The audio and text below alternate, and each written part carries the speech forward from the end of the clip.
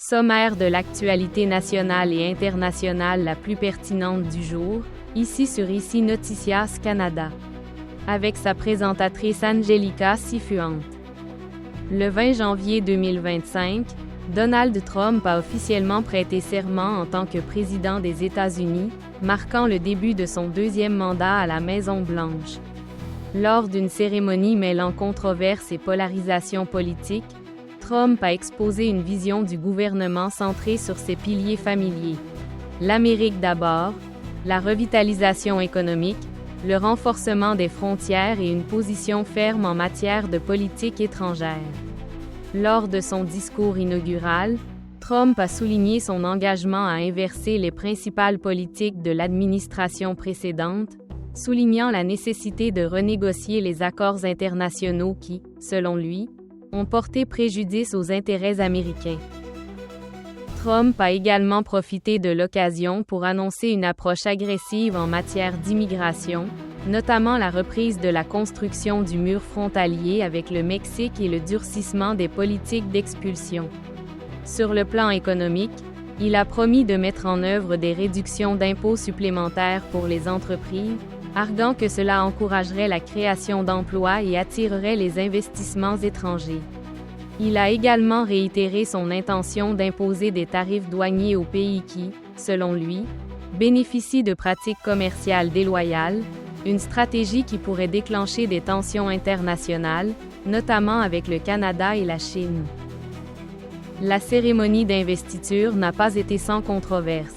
À Washington et dans plusieurs villes du pays, des manifestants ont exprimé leur rejet du retour au pouvoir de Trump, invoquant des inquiétudes quant à l'avenir des droits civiques, du changement climatique et des relations diplomatiques. De leur côté, ces partisans ont rempli les rues près du Capitole, célébrant ce qu'ils ont décrit comme le « retour d'un véritable leadership américain ». Le début de ce mandat soulève d'importantes questions sur la direction que prendront les États-Unis au cours des 4 prochaines années, tant sur le plan de leur politique intérieure que sur la scène internationale. La présidence de Trump promet d'être, une fois de plus, une période de grands défis et de profonds changements. Vous trouverez ci-dessous un extrait du discours de Donald Trump. Merci. Merci beaucoup à tous. Eh bien, merci beaucoup au vice-président Vance, au président Johnson, au sénateur Thune, au juge en chef Roberts, au juge de la Cour suprême des États-Unis, au président Clinton, au président Bush, au président Obama, au président Biden, au vice-président Harris et à mes compatriotes américains. L'âge d'or de l'Amérique commence maintenant. À partir de ce jour, notre pays va à nouveau prospérer et être respecté dans le monde entier. Nous serons l'envie de toutes les nations et nous ne nous laisserons plus exploiter.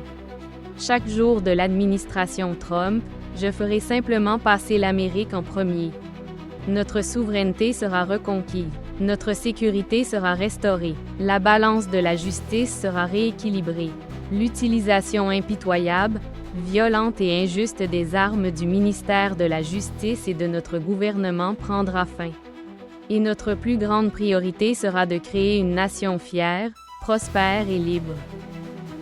4 façons dont vos finances pourraient changer sous le second mandat de Trump. Les Canadiens gardent un œil sur leurs finances pour tout impact alors que le président Donald Trump reprend les rênes du gouvernement aux États-Unis.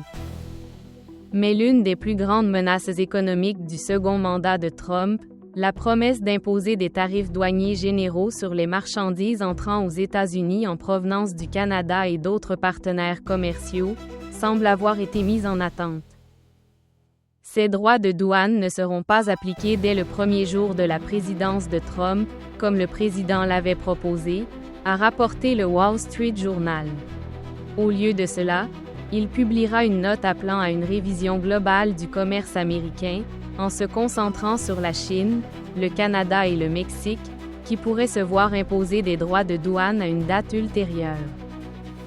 L'Agence canadienne d'inspection des aliments, ACIA, a ordonné le rappel de certains lots d'œufs de 6 marques au Canada en raison d'une possible contamination par la salmonelle. Les provinces touchées sont la Colombie-Britannique, l'Ontario et le Manitoba, mais d'autres pourraient s'y ajouter. L'agence a précisé que les aliments contaminés par la salmonelle peuvent ne pas donner de signes apparents de la maladie, mais peuvent néanmoins rendre malades ceux qui les consomment.